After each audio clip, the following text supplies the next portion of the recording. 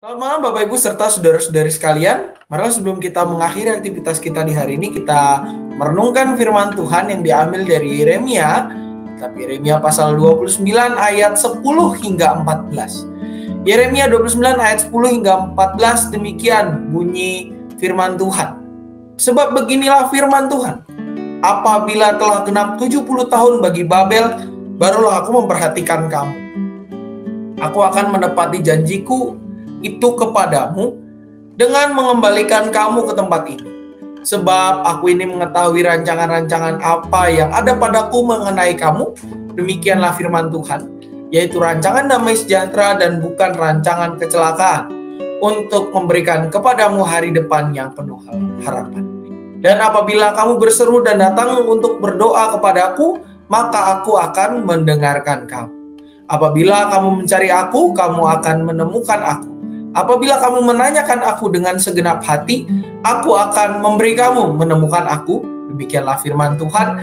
Dan aku akan memulihkan keadaanmu dan akan mengumpulkan kamu dari antara segala bangsa dan dari segala tempat kemana kamu telah kucerai beraikan. Demikianlah firman Tuhan. Dan aku akan mengembalikan kamu ke tempat yang dari mana aku telah membuang kamu.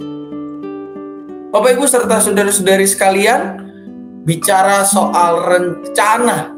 Kalau kita bicara tentang rencana, setiap kita pasti punya rencana di dalam kehidupan ini.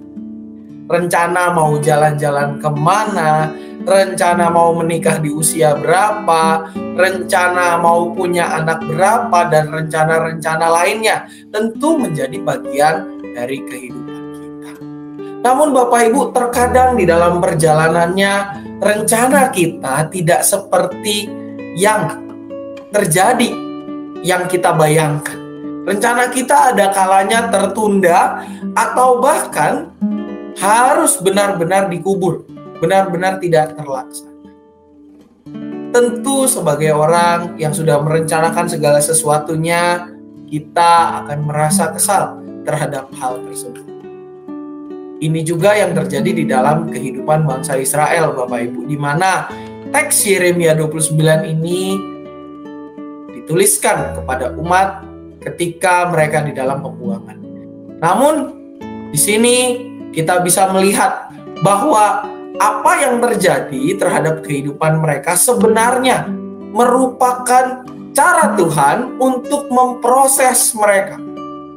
Memproses mereka menjadi pribadi yang lebih baik. Dan ini merupakan salah satu bagian dari rancangan Tuhan.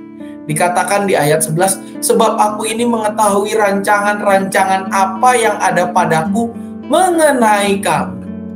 Artinya, pembuangan yang dialami oleh bangsa Israel ini merupakan salah satu cara Tuhan untuk memproses mereka. Memproses mereka untuk apa? Memproses mereka menjadi pribadi yang lebih baik lagi. Menjadi bangsa yang hidup lebih berkenan kepada Tuhan. Menjadi bangsa yang benar-benar mengarahkan diri kepada Tuhan. Karena apa? Karena rancangan Tuhan adalah rancangan damai sejahtera dan bukan rancangan kecelakaan. Untuk memberikan kepadamu hari depan yang penuh harapan.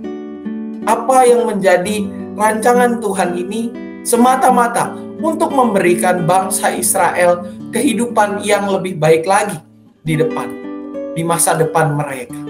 Menjadi bangsa yang lebih berkenan kepada Tuhan. Bahkan tidak hanya Tuhan menyediakan rencana buat kita, tetapi juga dikatakan di sini, apabila kamu berseru dan datang untuk berdoa kepadaku, maka aku akan mendengarkan kamu, mencari aku, menemukan aku, menanyakan aku, memberi kamu, menemukan aku, akan memulihkan keadaanmu dan mengumpulkan kamu dari segala bangsa dan dari segala tempat kemana kamu telah kucerai beraikan. Artinya Bapak Ibu, dalam bagian ini Tuhan juga menjanjikan pada bangsa Israel tidak hanya rancangannya yang membawa damai sejahtera, tetapi juga apa yang mereka lakukan ini ketika mereka bingung dengan rancangan Tuhan, Tuhan pun menyediakan diri untuk mendengarkan keluhan-keluhan mereka. pertanyaan bagi kita, Bapak Ibu, mengakhiri renungan ini. Sudahkah kita berkomunikasi dengan Tuhan terkait rancangan hidup kita ke depan? Sudahkah kita mendengarkan Tuhan? Memberi diri untuk mendengarkan Tuhan, mendengarkan jawaban Tuhan, dan merasakan lawatannya lewat setiap doa yang kita ungkapkan, atau bahkan jawaban doa yang kita terima dalam hidup kita sehari-hari, atau kita tetap tidak peduli atau tidak memperdulikan apa jawaban Tuhan dan memprioritaskan apa yang menjadi mau kita dan melupakan peran Tuhan dalam kehidupan kita. Sudahkah kita benar-benar menyerahkan diri kita untuk dibentuk oleh Tuhan dan berproses bersamanya di dalam memahami rancangannya, atau kita masih lebih mau menang sendiri dengan mengutamakan rancangan kita yang belum tentu menghantarkan kita kepada keselamatan atau bahkan masa depan yang penuh harapan. Mari kita berdoa. Tuhan, biarlah melalui firman ini kami diingatkan untuk benar-benar menyadarkan diri ya Bapa ke dalam rancangan-Mu saja. Biarkan kami boleh berkomunikasi dengan-Mu lebih intens lagi lewat doa-doa kami, mengomunikasikan rancangan-rancangan kami, cita-cita kehidupan kami ke depan, dan biarlah kami boleh menyusun itu semua bersama dengan Kau, supaya hidup kami juga boleh berkenan kepadamu. Tolong dan mampukan kami untuk boleh berproses bersama-Mu saja ya Bapa. Dalam nama Anak Tuhan Yesus Kristus kami berdoa. Amin. Bapak Ibu serta saudara-saudari sekalian, mengingatkan bahwa pendaftaran ibadah minggu telah dibuka. Bagi para lansia sudah boleh mengikuti ibadah secara onsite atau di gereja mulai tanggal 27 Maret 2022. Link pendaftaran bisa Bapak Ibu akses di link berikut ini, dan para lansia silahkan dapat mendaftarkan diri lewat grup lansia, dan juga untuk remaja dapat mengisi link yang telah di-share di keluarga, grup keluarga, atau bahkan di grup komisi remaja, dan rekan-rekan adik-adik kelas Immanuel SMP 1-2 silahkan mendaftarkan diri lewat WA grup kelas Immanuel atau dapat menghubungi Ibu Irin. Dan juga Bapak Ibu serta saudara-saudari sekalian diingatkan pada esok hari Rabu ada PRT lansia.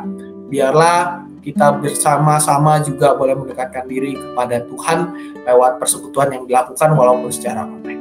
Selamat malam, selamat beristirahat, dan kiranya Tuhan senantiasa memberkati kita semua.